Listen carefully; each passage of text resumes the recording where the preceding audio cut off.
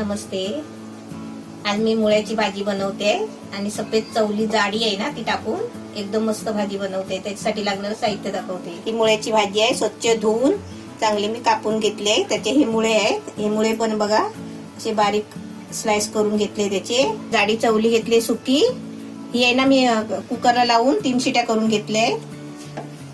2 tomato घेतले. आलं लसूणची paste आहे अर्धा चमचा. 1 मोठा कांदा घेतलाय. चवीपुरतं मीठ घ्यायचं आहे. हे मिरची मसाला 1 चमचा. हळद अर्धा चमचा. हा मी पावभाजी मसाला घेतला 1 चमचा. हे आपलं वाटप आहे कांदा खोबऱ्याचं. कांदा खोबरं लसूण आलं हे असं वाटप आहे. आपल्याला तेल घ्यायचं आहे. कढई ठेवली आहे आणि त्याच्यामध्ये तेल टाकलंय. आता त्याच्यामध्ये आहे ना पहिला मी कांदा टाकते.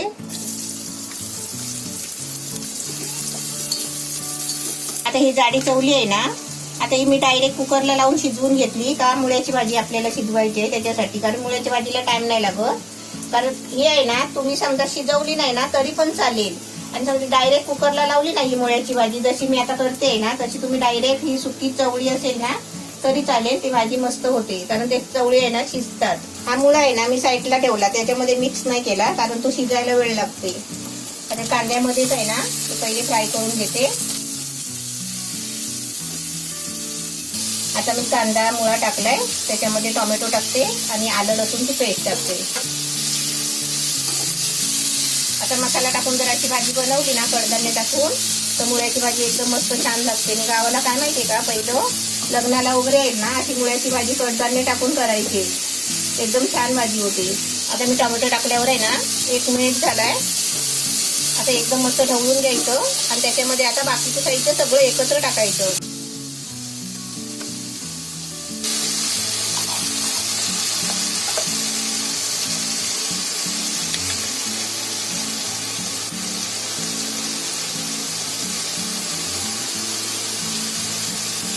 असं वरच्यावर ढवळायचं आणि थोडं आहे ना 2-3 मिनिटासाठी झाकण ठेवायचं. कारण मुळ्याची भाजी आहे ना ते आलते. त्यासाठी मी आता 2 मिनिटासाठी झाकण ठेवते आणि तुम्हाला ढवळून नंतर दाखवते. आपले झाकण ठेवल्यावर 3 मिनिटं झाले. मस्त एकदम वाफ लागली बघा. आता मस्तपैकी ढवळून घेते. मुळ्याची भाजी अशीच पण खाऊन खाऊन कंटाळा येतो ना. अशा पद्धतीने बनवायची आणि चांगली भाकरी बरोबर चपाती बरोबर कशाबरोबर पण तुम्ही खाऊ शकता ही भाजी. आता ही भाजी मुळ्याची भाजी खाली अशीच केली ना तर त्याच्यात खोबरा लागतो तर ती खोबऱ्याने चांगली दिसते पण चांगली खायला पण छान लागते. पण असा मसाला वाटून जर बनवली ना तर अजूनच सुंदर लागते. एकदम मस्त बघा ढवळून घेतली आणि मिक्स झाली सगळी. आता याच्यावरती आहे ना 5 मिनिटासाठी मी झाकण ठेवते आणि भाजी अशीच शिजवून घेते. याच्यामध्ये मी थोडा पण पाणी नाही टाकलंय. आता आपल्याला कसं सुकी चवळी असती ना सुकी चवळी तर ती शिजवायला पाणी लागलं असतं तर आपल्याला अर्धा ग्लास 1 ग्लास पाणी लागलं असतं. आता ही मी शिजवून घेतलंय ना म्हणून ही भाजी माझी पटकन झाली. तर काय करायचं आपण अशीच कडधान्य असतील ना तर ते कुकरला लावून घ्यायचे शिजवून. मग असे आपल्याला ना गॅस जवळ गरमीमध्ये उभं राहायला पण नको. म्हणजे भाज्या पटकन होतात.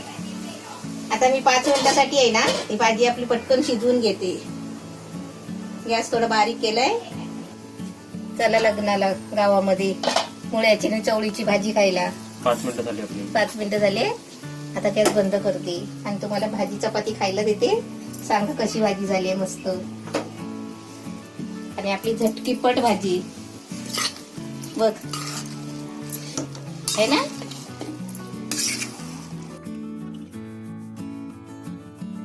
आपल्या भाजीला वाफ येते. एकदम गरम गरम आहे. सर्व मिक्स भाजी वाटते है ना. मिक्स भाजी म्हणजे 2च प्रकारची. तर पण असं वाटतं खूप काय भाजीपाला आहे त्याच्यात. तर आता मी तुम्हाला टेस्ट करून दाखवतो. आणि ही बघा आमची दिल. ती स्टँड बरोबर केलते बघा.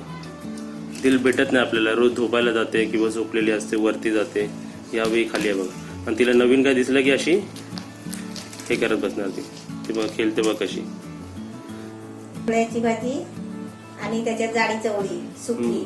आता मी जाडी चवळी टाकली ना पण याच्या बदली आहे ना आपण चणे टाकले ना लाल चणे असतात हरभरे ते टाकले ना ते रात्री भिजत ठेवायचे असतात आणि ते सकाळी मग डायरेक्ट आपण ही भाजी अशी जशी मी आता कढईमध्ये टाकली ना तशी भाजी तुम्ही डायरेक्ट कालवून कुकरला लावलीत ना तरी ती एकदम मस्त छान होते. या भाजीची एक चांगली गोष्ट म्हणजे या भाजीत मुळ्याची भाजी तर आहे त्यावरून तू त्याच्यात ते हे पण टाकलेस ना चवळी टाकली. त्यामुळे त्याची टेस्ट आणि त्याची न्यूट्रिशन फॅक्टर वाढला गेलाय.